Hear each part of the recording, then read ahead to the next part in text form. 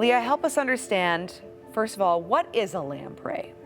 So a lamprey is a really old fish. They're older than dinosaurs. Wow. Yes, they have a life history that's very similar to salmon. So they go upriver to spawn and then go downriver to the ocean after a period of time, and then just repeat that cycle. And they are parasitic when they're in the ocean, but not in the freshwater. Once they go back to the freshwater to spawn, they actually don't eat at all. Okay, and what is like a signature look of a lamprey so people are able to identify this? So they look like an eel. That's actually one of the colloquial terms that a lot of the tribal members use, and other people who research them is they call them brother eel. So they're actually a fish instead of being an eel, but they look like an eel. And they have a sucker mouth, right? They do. They have like it's called an oral disc, and it's a sucker mouth to attach to a fish. And then they have rows of teeth on the inside if they were actually going to feed. They contribute ecologically in terms of when they come upstream to spawn, they add nutrients to the river when they die.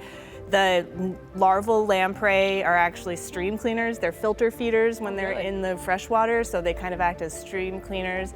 And they're really fatty, so a lot of predators like to eat them. So they act as a prey buffer to other fish like salmon. So they kind of balance out that predation when they're present. Okay, all right, so they have a number of key roles in the ecosystem in our river streams in particular.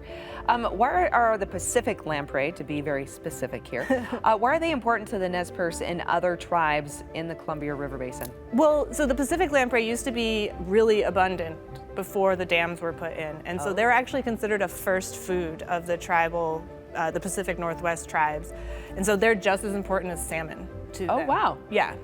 Okay. So they have a lot of, they feed a lot, or they used to, and then medicinal and religious importance. They're like being a first food, they're of a huge cultural importance. We put in fish ladders for the salmon. Yes. But that doesn't actually help the lamprey. So they're not as great at swimming as fish, and so they have to just be trapped and transported upstream. Like in the 60s and 70s, as many as 1 million fish or lamprey would come to Bonneville, and now there's only like 20,000.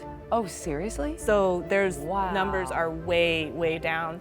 And it's something that really, because of the importance to the ecosystem and the native tribes, we have to find out ways to fix the dam problem, not just get around it. Yeah.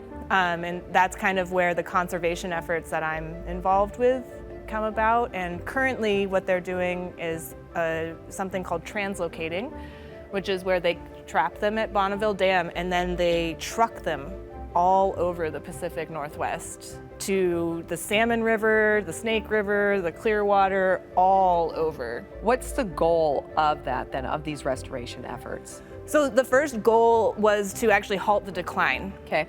Because if the fish weren't making it upstream, then they also aren't making it downstream. The numbers aren't getting up there, so they're not reproducing, and then no fish are going downstream. Yes. So they were trying to use translocation to get fish upstream, and they're doing that. But then also the dams are inhibiting downstream passage of the larval lamprey. So they're trying to change the way that the fish can go through the dams. Okay. The screens and things in the dams are actually catching them right now, so they're trying to develop new ways or new screens and other ways of diverting them.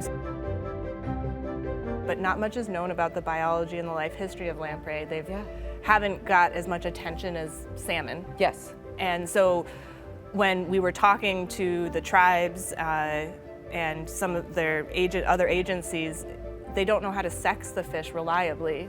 And so they don't know if their efforts if they're just transporting a bunch of males or if they're transporting males and females in equal numbers. Wow. With salmon, they use a sex hormone that's very similar to what we use. Yeah. So we have commercially available assays that we can just put their plasma into and run through.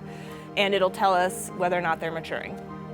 With lamprey, they're so old that they don't use that same hormone. Oh, wow. So we weren't sure if even the assay would work or how it would work, and there's been some curveballs thrown at us, but that wouldn't work in the setting of their collections. It's very they collect them and then they need to go out the same day. So we also have to develop a method that's very super responsive and very accurate, and that's where the ultrasound came in. And so we're using an ultrasound to look at the gonads.